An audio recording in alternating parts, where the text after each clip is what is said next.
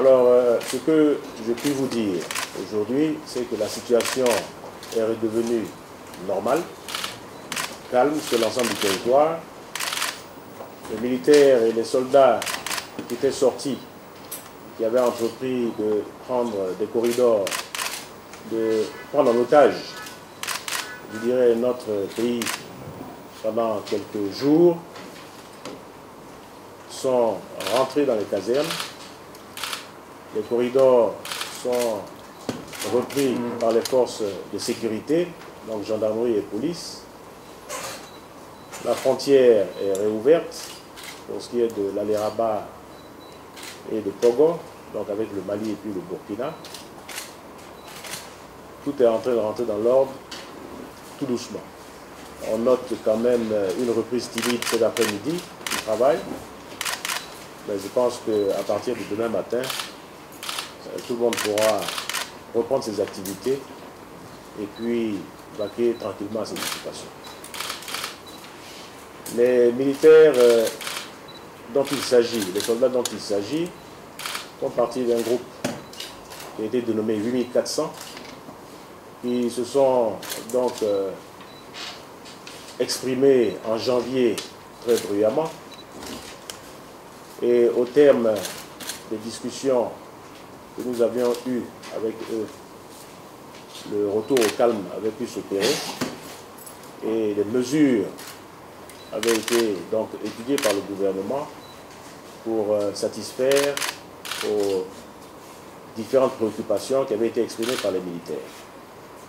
Beaucoup de ces préoccupations-là étaient donc contenues dans la loi de programmation militaire et en cours de résolution donc sur les 4 prochaines années, puisque la loi de programmation militaire n'a pas pu être mise en œuvre à partir de l'année 2016, mais plutôt à partir de l'année 2017, véritablement, où les budgets ont été exprimés, mais aussi accordés pour que cette loi puisse être mise en œuvre.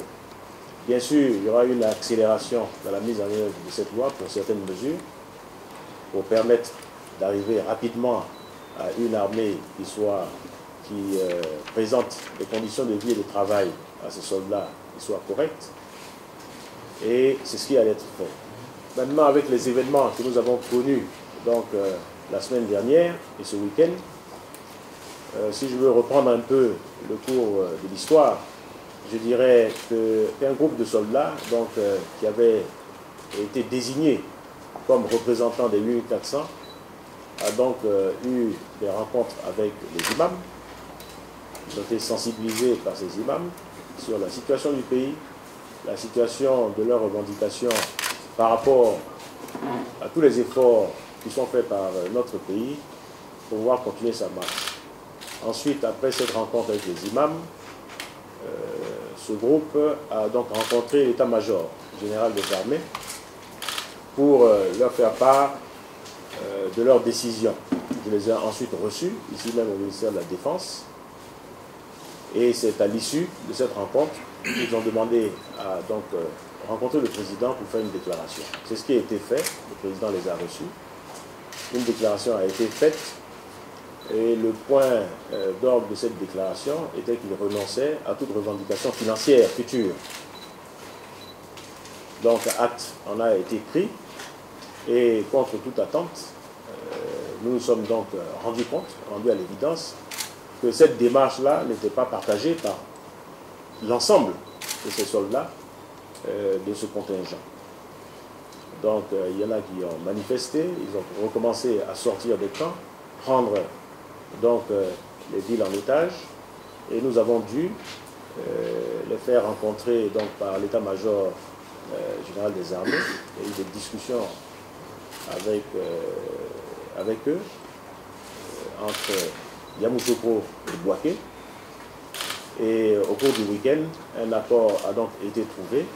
Nous avons demandé à ces soldats de donc, regagner les casernes, remettre leurs armes au râtelier, laisser les populations vaquer à leurs occupations et que le gouvernement prendrait des mesures donc, idoines pour que le calme revienne définitivement en ce qui concerne toutes ces préoccupations, et c'est ce qui est fait aujourd'hui. Je pense que le gouvernement sort plutôt grandi de cette affaire-là. Parce que, vous savez, l'objectif ici, c'est de faire en sorte que la Côte d'Ivoire reste stable. Je crois que c'est l'objectif primordial. Que la Côte d'Ivoire reste stable, qu'elle puisse continuer son développement dans la paix, que les populations puissent vaquer à leurs occupations et qu'elles ne craignent pas de leur armée. Ça, c'est l'objectif principal. Et je crois que le gouvernement, par les actions qui ont été entreprises, a permis cela, que nous en sortions d'abord.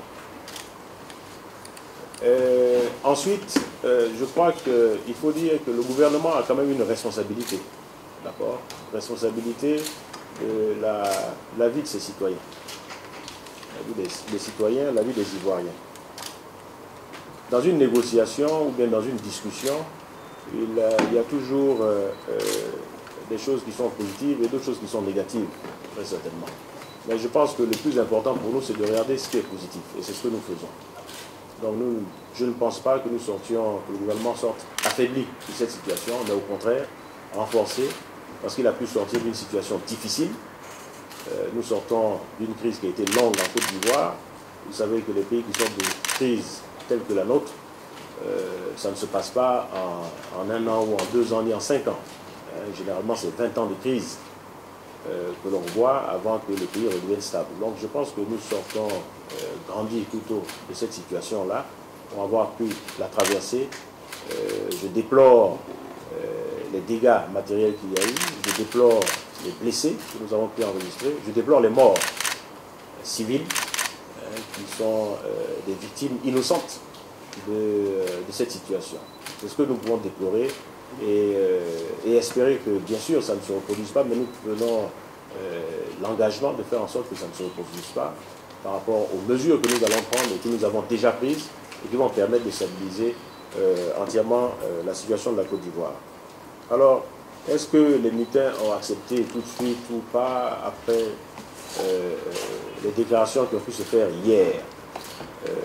Avant de faire cette déclaration à la télévision, l'accord avait été trouvé. Et c'est le même accord qui demeure jusqu'à aujourd'hui, et il est trouvé.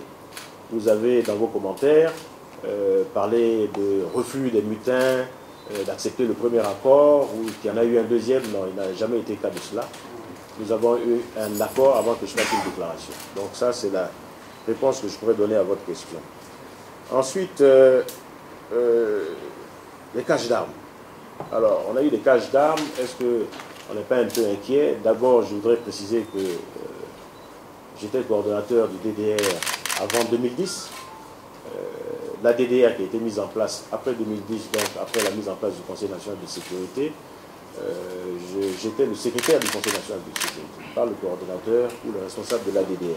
Mais en tout état de cause, je suis donc interpellé sur ce sujet et je peux y répondre. Les caches d'armes, nous en avons découvert une. L'enquête est en cours pour savoir l'origine de ces armes-là, le propriétaire, parce qu'ils ont été retrouvés dans une résidence. Donc l'enquête est en cours, et les responsabilités seront situées. Et puis, je puis vous l'assurer. La plupart des armes ont été emportées par les soldats, pas par la population civile. Donc, ce sont ces soldats-là qui rentrent en caserne et qui rangent leurs armes au râtelier. Donc ça, c'est ce qui est normal et c'est ce qui est en train d'être fait. Nous allons nous atteler à récupérer toutes les armes qui auraient été prises par des civils, donc qui seraient donc en libre circulation, on va dire, au niveau de Boaké ou ailleurs. Donc nous allons entamer, et nous avons déjà entamé, je dirais, ce processus-là, et nous allons le mener jusqu'à terme. Ça, c'est pour ce qui concerne les caches d'armes.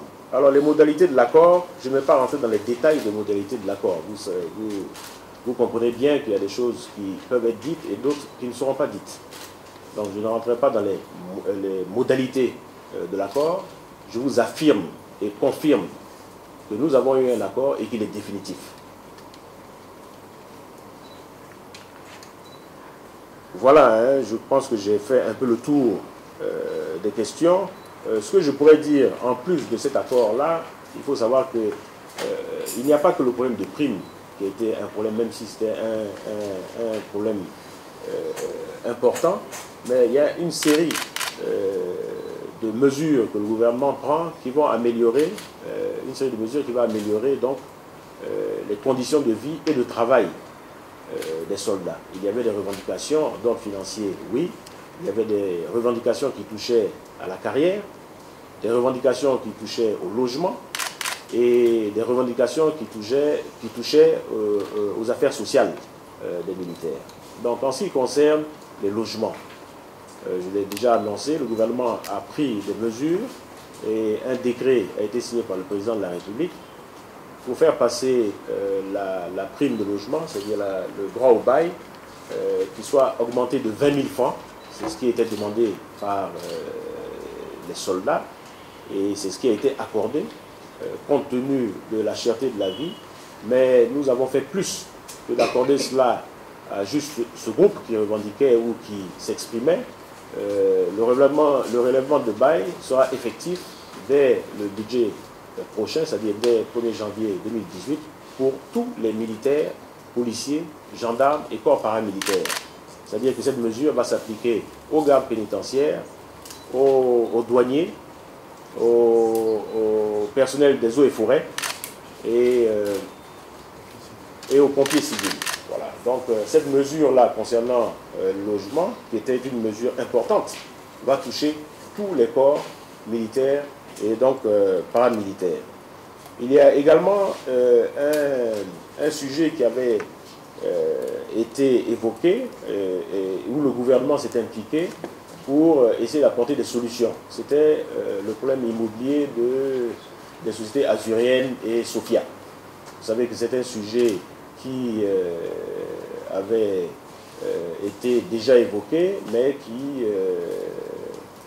qui traînait depuis bon nombre d'années.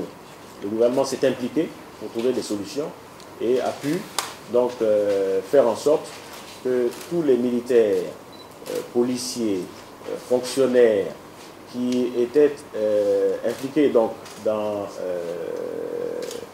cette question-là immobilière soient réglés, soient remboursés. Donc les paiements ont été effectués, ils ont tous été remboursés quand cela a pu être prouvé. Nous avons même proposé qu'un cabinet un cabinet expert soit là pour valider les paiements qui devaient être faits, et ceci a été fait. Et je pense que les policiers, gendarmes et tous ceux qui sont concernés par cette affaire-là sont largement satisfaits de l'implication du gouvernement dans cette affaire-là. Donc voilà un peu les mesures concernant les casernes. Vous savez que l'année dernière, nous avons déjà procédé à la réhabilitation de 43 casernes. Ça, c'était la phase 1 du programme. La phase 2 va démarrer d'ici la fin de ce mois. Et ensuite, nous allons procéder à la construction de nouvelles casernes. Les terrains ont été trouvés, toutes les études ont été faites depuis l'année dernière. Les terrains ont été trouvés au niveau des 4 régions militaires. Donc les travaux vont commencer. Ensuite, il y avait la question de la santé. Vous connaissez tous l'état dans lequel se trouve l'hôpital militaire d'Abidjan. Une bonne partie a déjà été réhabilitée et sera équipée. Et nous avons l'intention donc de construire un hôpital militaire par région militaire. Donc nous aurons 4 hôpitaux militaires. Les projets ont été présentés depuis la fin de l'année dernière à un financement de la banque Exim Bank d'Inde. Le financement a été accordé, donc nous sommes en phase je dirais, de négociation et de signature de cet important prêt qui est de 71 millions de dollars, donc 43 milliards de francs CFA pour la construction de 4 hôpitaux militaires donc, en Côte d'Ivoire.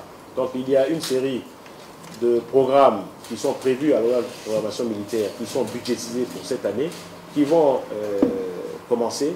Et je pense que tout ceci, tous ces programmes qui sont contenus dans la loi de programmation militaire pourront se mettre en œuvre et vont participer largement à la stabilisation de tout ce corps militaire que nous avons ici en Côte d'Ivoire, et nous avons l'intention de faire en sorte que cette armée-là soit une armée véritablement républicaine, une armée qui soit véritablement au service de la nation. Ça peut prendre du temps, mais nous en avons la volonté et nous allons le faire.